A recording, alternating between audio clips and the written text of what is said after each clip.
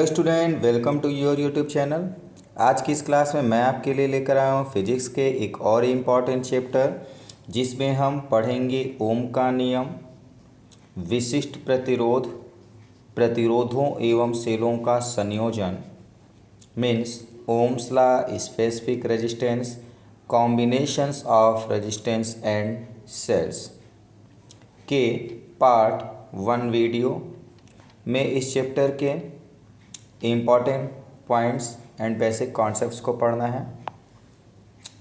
इसके पहले के क्लास की वीडियोस को देखने के लिए आपको नीचे डिस्क्रिप्शन बॉक्स में लिंक मिल जाएगा, जहाँ से मैथ एंड साइंस के अदर चैप्टर्स आप वहाँ से देख सकते हैं। चलिए स्टार्ट करते हैं आज के क्लास के इम्पॉर्टेंट टॉपिक्स, जिसमें पहला टॉपिक है विद्युत धारा का मापन। विद्युत धारा का मापन means measurements of electric current. ठीक है, विद्युत धारा की तीव्रता को जिस उपकरण से मापा जाता है उसे अमीटर कहते हैं। यानी विद्युत धारा को मापने के लिए जिस यंत्र का प्रयोग करते हैं उसे क्या कहते हैं? अमीटर या एम्पियर मीटर कहते हैं। ठीक है, यह एक कम प्रतिरोध वाला धारा मापी यानी गैल्वेनोमीटर होता है।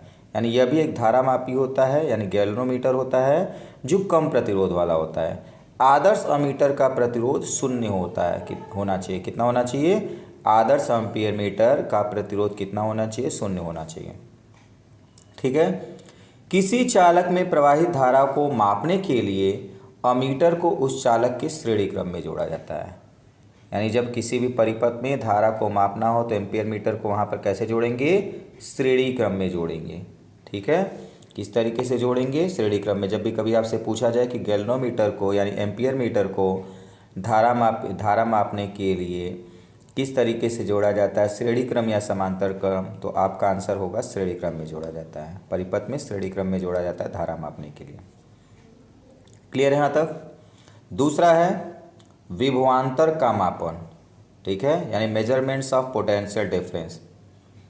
ये क्या होता है? विभवांतर मापने के लिए जिस उपकरण का प्रयोग किया जाता है उसे वोल्ट मीटर कहते हैं। किस मीटर का प्रयोग किया जाता है? वोल्ट मीटर का प्रयोग किया जाता है। ठीक है, वोल्ट मीटर। आगे क्या कह रहा है? यह एक अधिक प्रतिरोध, बहुत अधिक प्रतिरोध वाला धारा मापी होता है। कैसा होना चाहिए? होता है इसमें बहुत अधिक प्रतिरोध वाला धारा मापी होता है। किसी धारा मापी के कुंडली के श्रेणी क्रम में उच्च प्रतिरोध जोड़ने पर तथा अंशांकित कर लेने पर यह वोल्ट मीटर में परावर्तित हो जाता है। गैल्वेनोमीटर में उच्च क्या करेंगे? प्रतिरोध वाला, धारा मापी के श्रेणी क्रम में उच्च प्रतिरोध वाला प्रतिरोध जोड़ेंगे, और जोड़ने पर जब इसको हम प्रयोग करेंगे तो उसको क्या कहेंगे? वोल्ट मीटर कहेंगे। परिपथ के जिन बिंदुओं के बीच विभवांतर मापना होता है, वोल्ट मीटर के टर्मिनल को उससे जोड़ दिया जाता है। अर्थात आदर्श वोल्ट मीटर का प्रतिरोध कैसा होना चाहिए? अनंत होना चाहिए। आदर्श वोल्ट मीटर का प्रतिरोध अनंत। ठीक है,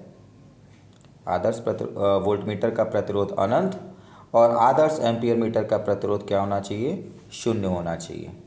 इन दोनों बातों को भी आपको ध्यान रखना है। नेक्स्ट क्या दे रहा है?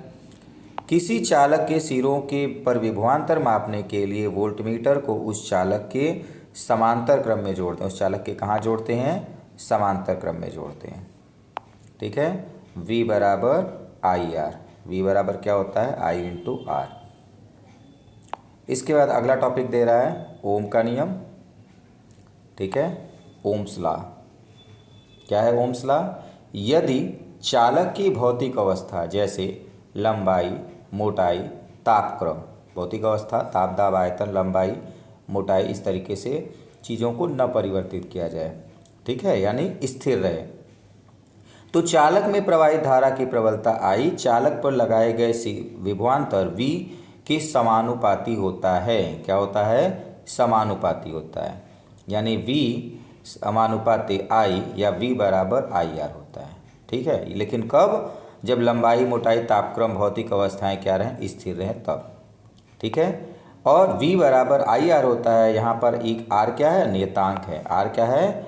एक नियतांक है, जिसे चालक का प्रतिरोध कहते हैं। क्या कहते हैं इसे? चालक का प्रतिरोध कहते हैं। विभवांतर V तथा धारा की प्रबलता I के बीच खींचा गया ग्राफ एक सरल रेखा में प्राप्त होता है। ठीक है, यानी V और I के बीच में यदि ग्राफ खींचें तो एक सरल रेखा में प्राप्त होता है, तो चालक ओमीय कहलाता है। कैसा चालक कहलाएगा तब? जिसमें भी ऐसा प्राप्त होगा, सरल रेखा प्राप्त होगा, उसे कैसा चालक कहेंगे? ओमीय चालक। तथा यदि सरल रेखा प्राप्त नहीं होता है तो चालक अनओमीय कहलाता है। और सरल रेखा प्राप्त न हो, वक्री रेखा प्राप्त हो तो क्या कहेंगे? अनओमीय कहलाता है। ठीक है, तो वी आई के बीच में ग्राफ के लिए भी आपने देख लिया।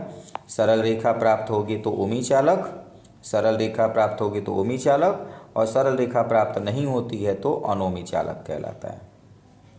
वी बराबर आई आर होता है, जहाँ आर एक नियतांक है, आई प्रवाहित धारा है और वी क्या है? उस उनके सिरों पर विभवांतर है।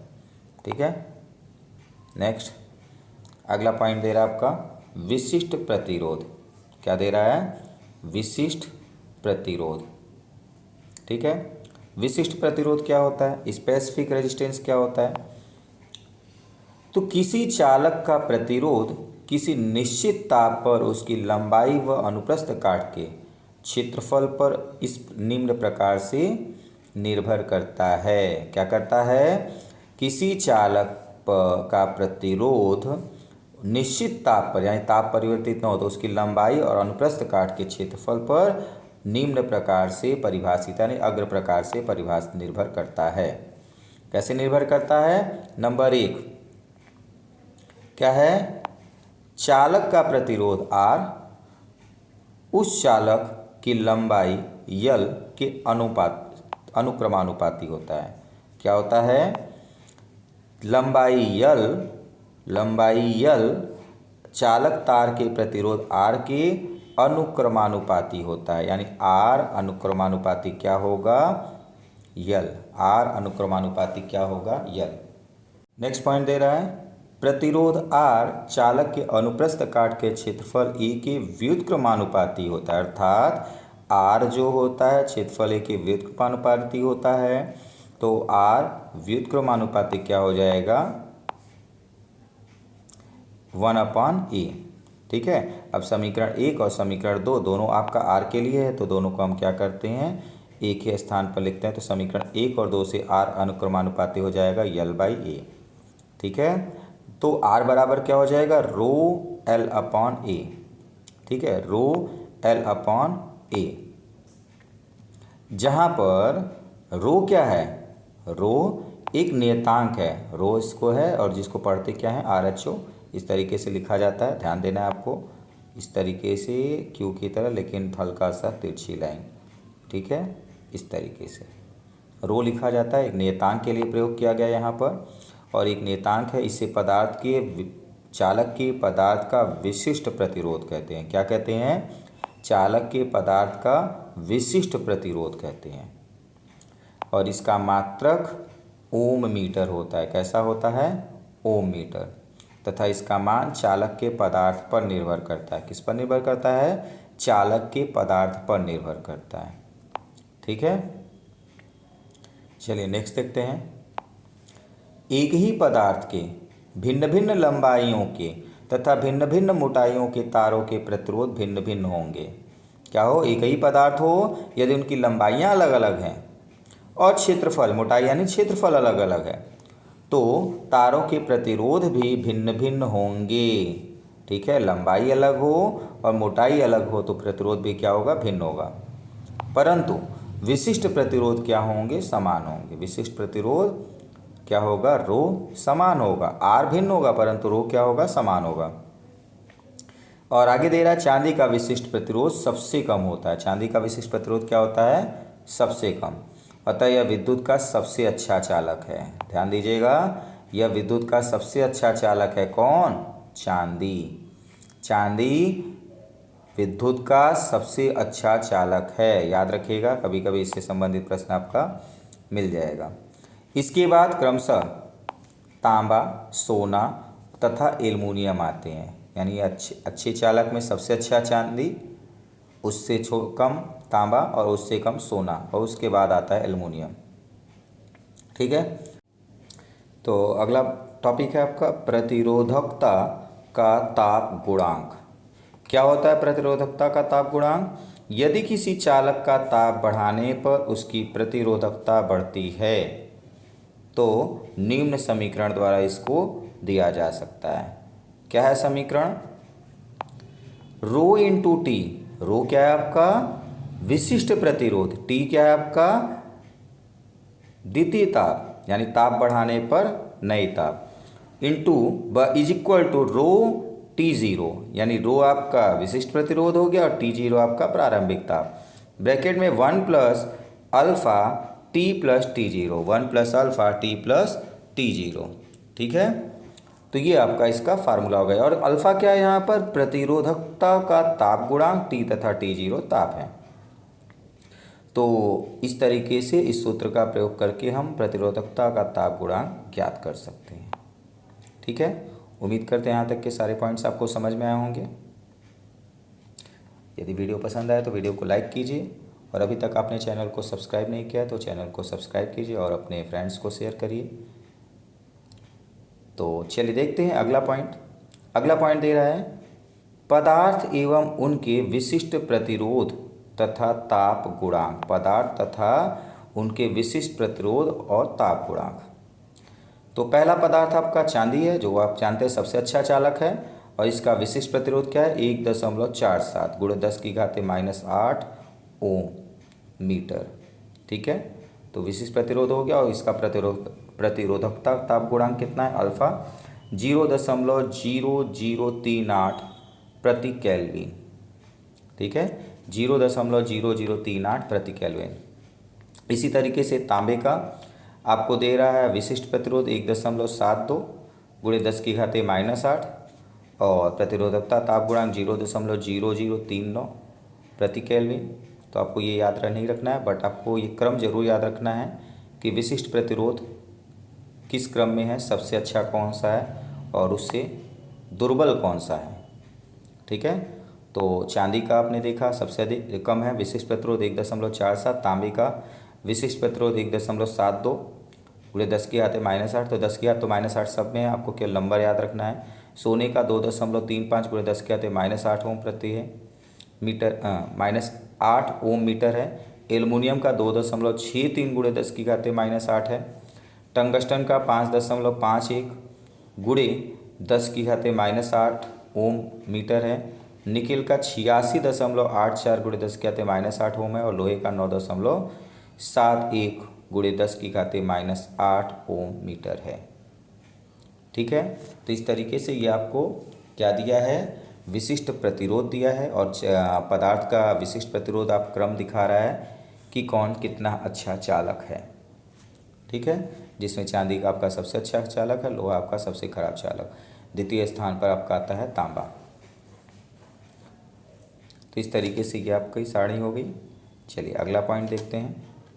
तो अगला पॉइंट आपका दे रहा है विशिष्ट चालकता, विशिष्ट चालकता स्पेसिफिक कंडक्टिविटी। ठीक है, क्या होता है विशिष्ट चालकता? विशिष्ट प्रतिरोध के व्युत्क्रम को विशिष्ट चालकता अथवा विद्युत चालकता कहते हैं। इसका मात्रक ओम मीटर प्रति है। ठीक है, अथवा मोह प्रति मीटर बोला जाता है। किसी पदार्थ की चालकता बराबर 1 प्रतिरोधकता होती है, यानी चालकता गुणे प्रतिरोधकता बराबर 1 आता है, जो कि क्या है? सदैव नियत मिलेगा। ठीक है, तो विशिष्ट चालकता गुणे विशिष्ट प्रतिरोधकता बराबर क्या आएगा? 1। क्लियर है यहाँ तक? चलिए अगला देखते हैं प्रतिरोधों का संयोजन, यानी 2 से अधिक अगर प्रतिरोध हैं तो उनको संयोजित कर दिया जाए तो क्या प्रभाव होगा। ठीक है, तो प्रतिरोधों का संयोजन क्या होता है? व्यवहारिक जीवन में वैद्युत परिपथ में अनेक प्रतिरोधों को जोड़ने की आवश्यकता होती है। इन प्रतिरोधों को संयोजित करने की 2 विधियां हैं। ठीक है, वो 2 विधियां कौन कौन सी हैं? पहला है आपका श्रेणी क्रम और दूसरा समांतर क्रम। श्रेणी क्रम संयोजन यानी सीरीज आपका कॉम्बिनेशन क्या होता है? यदि R1, R2, R3 3 प्रतिरोधों को श्रेणी क्रम में चित्रानुसार जोड़ दिया जाए तो सभी प्रतिरोधों का योग क्या होगा कि बराबर होता है। तुल्य प्रतिरोध क्या होता है? सभी प्रतिरोधों के योग के बराबर होता है। अतः श्रेणी क्रम में पहले प्रतिरोध का दूसरा सिरा दूसरे प्रतिरोध के पहले सिरे से जुड़ा होता है, यानी एक के बगल में एक सारे प्रतिरोधों को जोड़ा जाता है। पहले प्रतिरोध का दूसरा सिरा और दूसरे प्रतिरोध का पहला सिरा एक ही स्थान पर जोड़े जाते हैं। ठीक है, तो इस तरीके से आप देख रहे हैं, पहला दूसरा, दूसरा पहला, फिर अगले सिरे पर दूसरे प्रतिरोध का दूसरा सिरा और तीसरे प्रतिरोध का पहला सिरा। तो ऊपर प्रतिरोधों का नाम लिखा है, नीचे आप पहला दूसरा सिरा इस तरीके से देख सकते हैं, जुड़ा हुआ है। ठीक है, आगे क्या दे रहा है, इस क्रम में जुड़े सभी चालकों में समान प्रबलता की विद्युत धारा प्रवाहित होती है, यानी सभी प्रतिरोधों में धारा का मान क्या होगा, बराबर होगा, आई सभी में होगा। ठीक है, तीनों प्रतिरोधों में धारा का मान क्या होगा, आई। नेक्स्ट, प्रत्येक चालक के सिरों पर विभवांतर अलग अलग होता है और विभवांतर सभी में क्या होगा, अलग, V1 V2 V3। परिपथ का कुल विभवांतर सभी चालकों के विभवांतर के योग के बराबर होता है। क्या होगा, परिपथ का कुल विभवांतर सभी चालकों के अलग अलग विभवांतरों के योग के बराबर होता है। ठीक है, तो इस तरीके से आपका ये सूत्र हो गया। R बराबर क्या मिलेगा इसमें, R बराबर R1 plus R2 plus R3। तीन प्रतिरोध श्रेणी क्रम में जुड़े हैं तो R1 plus R2 plus R3 बराबर R। अगर इसी से ज़्यादा जोड़ेंगे तो R4 R5 इस तरीके से डैश डैश करके हम जोड़ सकते हैं।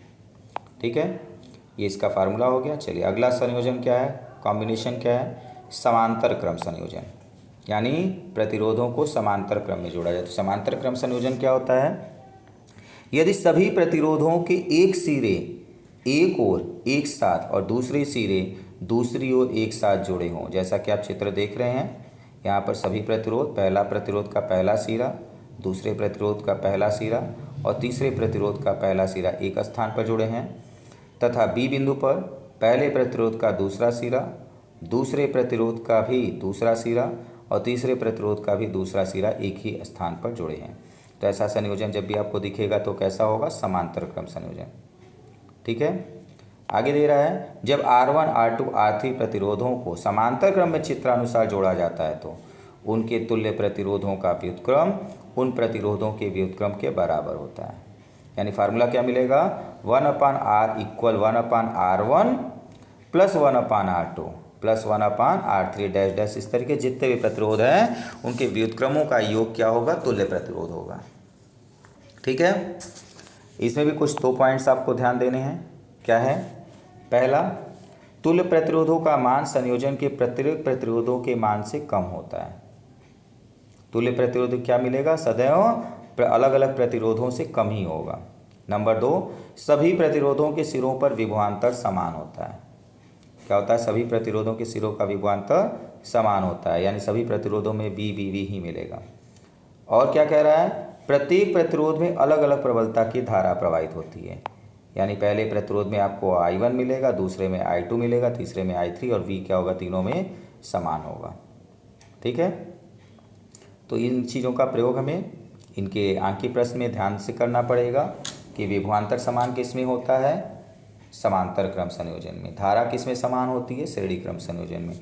इसका वहाँ पर प्रयोग बहुत ही आसानी से आप क्वेश्चन लगाते समय कर सकते हैं। चलिए अगला पॉइंट दे रहा है, सेल का आंतरिक प्रतिरोध।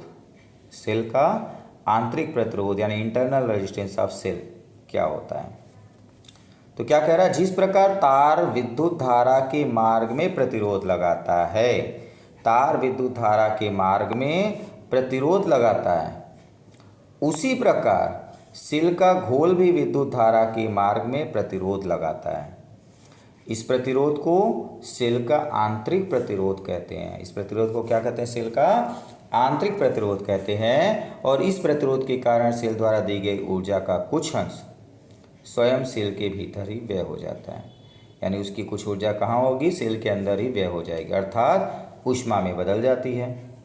फलस्वरूप आंतरिक प्रतिरोध के कारण सेल से प्राप्त धारा की प्रबलता घट जाती है, जिसके कारण क्या होगा, सेल के आंतरिक प्रतिरोध के कारण सेल की धारा की प्रबलता घट जाती है। ठीक है, प्रबलता घट जाती है। क्लियर है यहाँ तक। चलिए अगला पॉइंट देखते हैं, आंतरिक प्रतिरोध R को प्रभावित करने वाले कारक, यानी किन किन बातों पर आंतरिक प्रतिरोध R सेल का प्रभावित होता है। ठीक है। तो पहला दिया है दोनों इलेक्ट्रोडों के बीच की दूरी के समानुपाती होता है। दोनों इलेक्ट्रोड यानी धन इलेक्ट्रोड और ऋण इलेक्ट्रोड के बीच की दूरी के समानुपाती होता है। विद्युत अपघट्ट की सांद्रता बढ़ने पर बढ़ जाता है। ठीक है। इलेक्ट्रोडों के विद्युत अपघट्ट में डूबे हुए क्षेत्रफल के विलोमानुपाती होता है। इलेक्ट्रोडों के विद्युत अपघट्ट में डूबे हुए क्षेत्रफल के विलोमानुपाती होता है, यानी जितना ही ज़्यादा डूबा रहेगा उतना ही अच्छा। ठीक है। तो अगला पॉइंट आपका दे रहा है सेल का विद्युत वाहक बल E तथा विभवांतर V में संबंध, यानी relation between E and V of a cell. क्या होता है? पर इसमें आपको केवल फार्मूला याद रखना है, परिपथ का में कुल प्रतिरोध बराबर बाह्य प्रतिरोध प्लस आंतरिक प्रतिरोध, यानी R बराबर आपका मिलेगा परिपथ का कुल प्रतिरोध R बराबर हो जाएगा सेल का आंतरिक प्रतिरोध और बाह्य प्रतिरोध के योग के बराबर। तो धारा की प्रबलता I बराबर क्या हो जाएगा? विद्युत वाहक बल E बटे में कुल प्रतिरोध, यानी I बराबर E बटे में capital R plus small r, जहाँ पर कैपिटल R क्या है? बाह्य प्रतिरोध और स्मॉल क्या है? इंटरनल यानी आंतरिक प्रतिरोध। तो इसको तिर्यक गुणा करेंगे तो क्या हो जाएगा? I ब्रैकेट में capital R plus small r bracket close बराबर E। ठीक है। तो इस सूत्र का प्रयोग आंतरिक प्रतिरोध, बाह्य प्रतिरोध और विद्युत वाहक बल धारा के लिए कर सकते हैं, जहाँ पे आपको जैसी आवश्यकता पड़े। ठीक है। तो यदि इसी सूत्र को हम खोल कर सरल करना चाहें, I का तिर्यक I का अंदर गुणा कर दें तो I इंटू R बराबर I इंटू स्मॉल r बराबर E होगा। ठीक है। और I आपका परिपथ की धारा, R आपका परिपथ का प्रतिरोध है, जिसको हम क्या बोलते हैं? V। क्या बोलते हैं? V, यानी V बराबर IR। तो V plus I small r बराबर E, I into small r बराबर E माइनस V होता है। ठीक है। इस तरीके से इस सूत्र का भी प्रयोग हम सभी लोग आसानी से कहीं आवश्यकता पड़ने पर कर सकते हैं। चलिए अगला देखते हैं सेलों का संयोजन। अभी तक आपने प्रतिरोधों का संयोजन देखा था, अब सेलों का संयोजन देखिए। क्या होता है सेलों का संयोजन? ये भी दो विधियां हैं, श्रेणी क्रम में भी जोड़ सकते हैं और समांतर क्रम में। तो पहला श्रेणी क्रम क्या है? जब n सेलों को जिनमें से प्रत्येक सेल का विद्युत वाहक बल E आंतरिक प्रतिरोध R श्रेणी क्रम में जोड़ा जाता है, तब कुल विद्युत वाहक बल बराबर क्या हो जाता है? N into E। और आंतरिक प्रतिरोध क्या हो जाता है? N into R। तो परिपथ में बाह्य प्रतिरोध R हो तो धारा I की प्रबलता निम्न सूत्र से ज्ञात कर सकते हैं। क्या होगा निम्न सूत्र? I बराबर N E बटे में N R प्लस R, जहाँ पर N R आपका क्या हो गया? N सेलों का संयोजन और R आंतरिक प्रतिरोध है और कैपिटल R आपका बाह्य प्रतिरोध है। ठीक है। नेक्स्ट क्या दे रहा है? यह संयोजन उस स्थिति में लाभकारी होता है जब प्रयुक्त सेलों का आंतरिक प्रतिरोध बहुत कम हो, यानी आंतरिक प्रतिरोध बहुत कम हो तो सेलों को संयोजन कैसा करना चाहिए? श्रेणी क्रम संयोजन। ठीक है। चलिए अगला देखते हैं सेलों का समांतर क्रम संयोजन। क्या होता है सेलों का समांतर क्रम संयोजन? जब n सेलों को जिनमें से प्रत्येक का विद्युत वाहक बल E आंतरिक प्रतिरोध R समांतर क्रम में जोड़ा जाता है तो पूरी बैटरी का विद्युत वाहक बल E ही रहेगा। कैसा रहेगा? E रहेगा। और यदि सेलों का तुल्य आंतरिक प्रतिरोध R डैश हो तो 1 बटे R डैश बराबर N बटे R होगा। ठीक है। या R डैश बराबर R स्मॉल r बटे N हो जाएगा। क्लियर है यहाँ तक? जहाँ पर R डैश क्या है? सेलों का तुल्य आंतरिक प्रतिरोध है, R क्या है? आंतरिक प्रतिरोध है, N क्या है? सेलों का संख्या है। तो I बराबर क्या हो जाएगा? I बराबर हो जाएगा कैपिटल E यानी विद्युत वाहक बल होल अपॉन स्मॉल r बटे N प्लस R डैश। ठीक है। और इसको हम लोग सरल करेंगे, एलसीएम लेके, तो क्या हो जाएगा? N E बटे में small r plus N into R dash. ठीक है। इस तरीके से समांतर क्रम संयोजन के लिए भी आपने इसका सूत्र देख लिया कि अगर एक से अधिक सेलों को जोड़ा जाए तो क्या करना है। नेक्स्ट क्या दे रहा है? इस संयोजन का उस समय प्रयोग किया जाता है जब सेलों का आंतरिक प्रतिरोध बहुत अधिक है, यानी सेल का आंतरिक प्रतिरोध अधिक है तो कैसे जोड़ा जाएगा? समांतर क्रम में, और कम है तो श्रेणी क्रम में जोड़ा जाता है। ठीक है। नीचे दी गई साड़ियों में दो सेलों तथा दो प्रतिरोधों के क्रमशः समांतर क्रम तथा श्रेणी क्रम समूहन से प्राप्त सेल का विद्युत भाग बल एवं प्रतिरोधों के तुल्य प्रतिरोध दर्शाए गए हैं।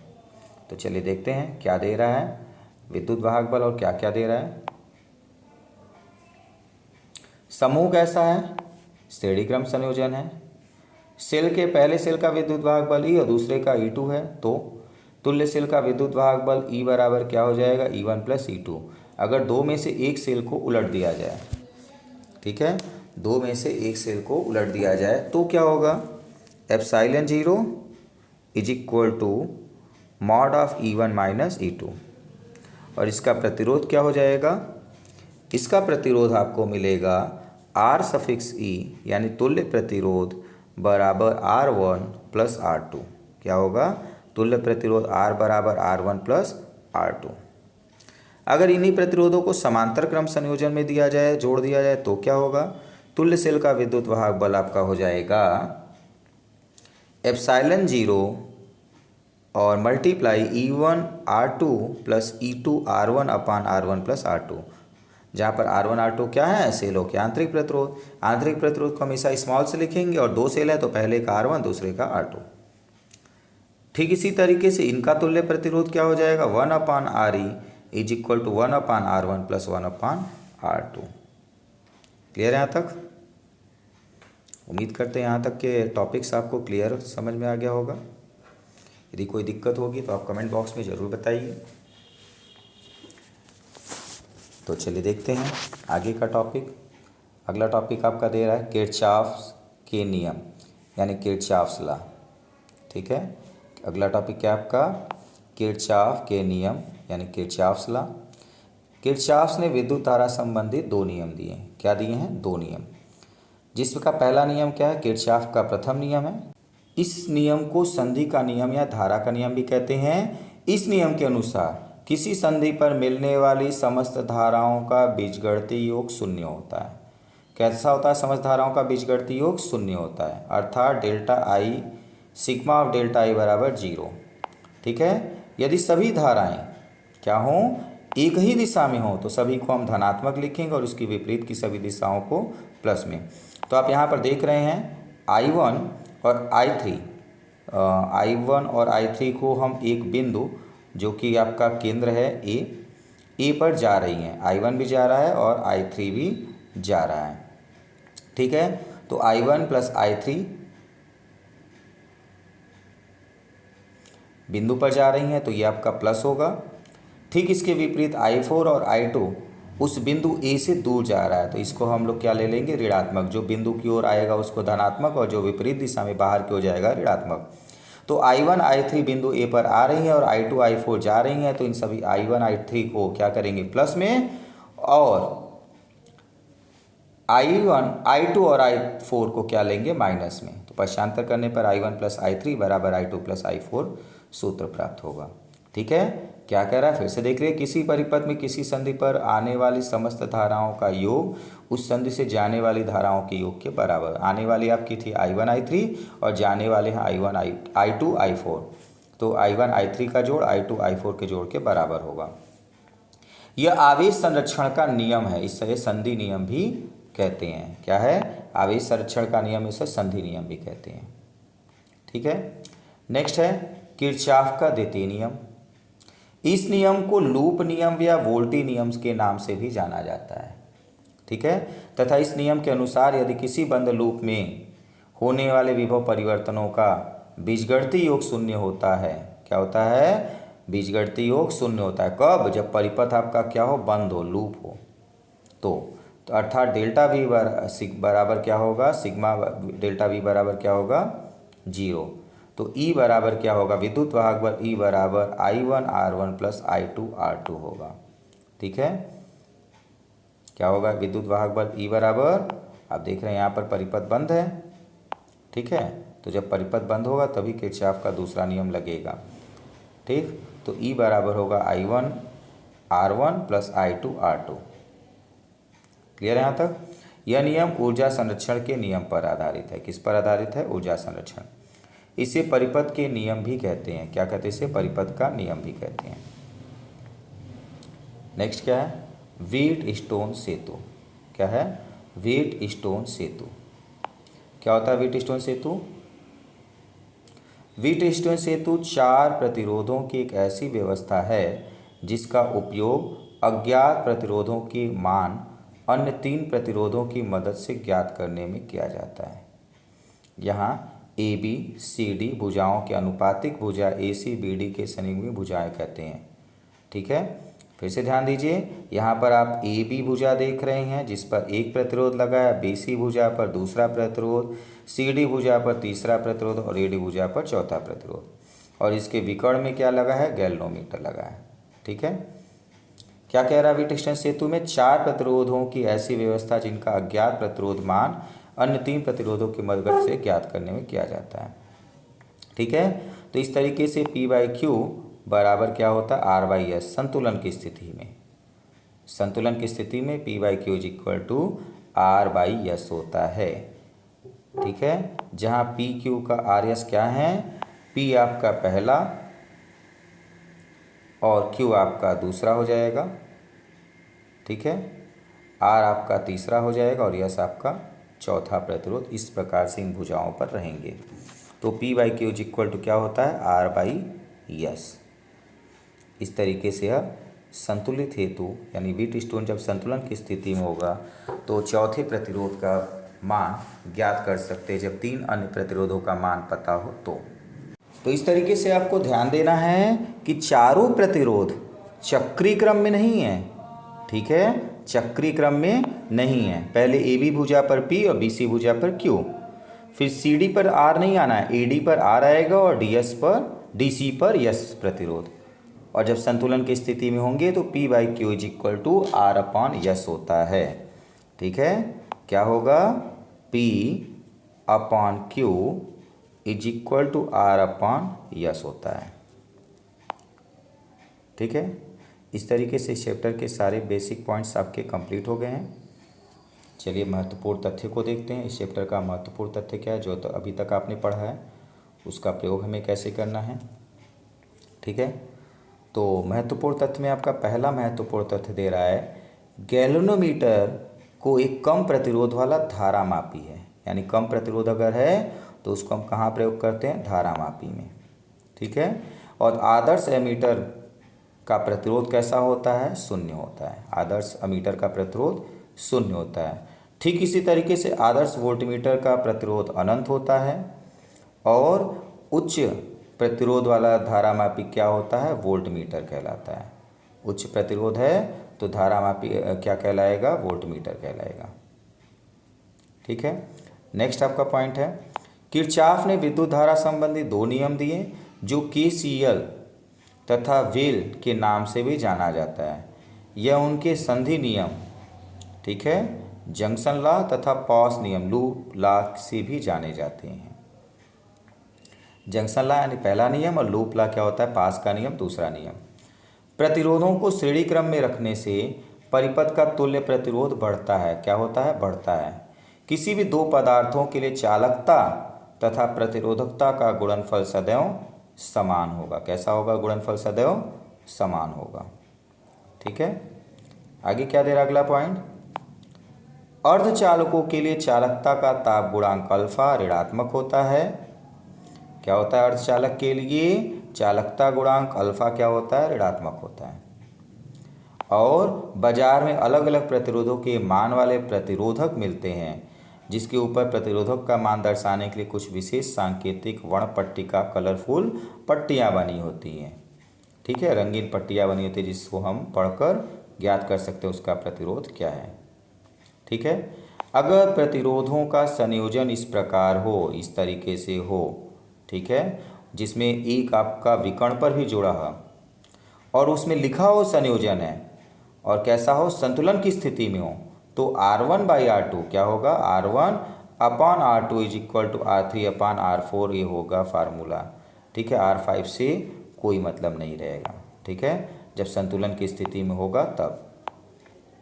ठीक है, तो क्या कह रहा है देख लीजिए, R5 से होकर प्रवाहित होने वाली विद्युत धारा का मान 0 होगा। यह व्हीटस्टोन ब्रिज परिपथ में संतुलन की शर्त के नाम से जाना जाता है। यानी जब संतुलन शर्त की शर्त क्या हो? संतुलन की स्थिति में दिया हो तब हमारा क्या होगा, R1/R2 is equal to R3/R4, या आपने जो फार्मूला पढ़ा P/Q is equal to R/S, इस तरीके से भी आप लिख सकते हैं। लेकिन ध्यान दीजिएगा जब संतुलन की स्थिति में होगा तब। ठीक है, तो इस तरीके से इस चैप्टर के जो भी इम्पॉर्टेंट पॉइंट्स थे और इम्पॉर्टेंट टॉपिक्स थे वो आपके कंप्लीट हो चुके हैं। इस चैप्टर के न्यूमेरिकल को हम लोग नेक्स्ट वीडियो में सॉल्व करेंगे, नेक्स्ट क्लास में। आज के लिए इतना ही। यदि वीडियो आपको पसंद आया हो तो वीडियो को लाइक कीजिए, और अभी तक आपने चैनल को सब्सक्राइब नहीं किया तो चैनल को सब्सक्राइब कीजिए और अपने दोस्तों को ये वीडियो शेयर कीजिए। आज के लिए इतना ही। Thank you.